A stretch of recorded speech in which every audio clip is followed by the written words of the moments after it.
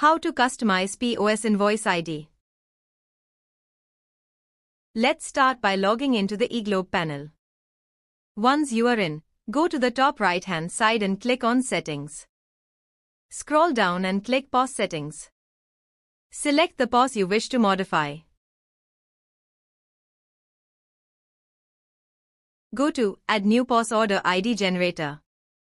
Start with a prefix, maybe your restaurant name. Pick a separator, like a dash or a slash. Then, set where you want the counter to start and decide how many digits it should be, up to 10. Add another separator if needed. And then finish things off with a suffix, like the current year or a custom code.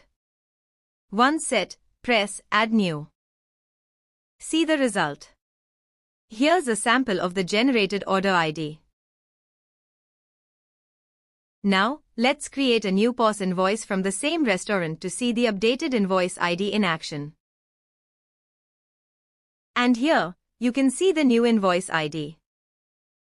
For more information, call us at 9818880480.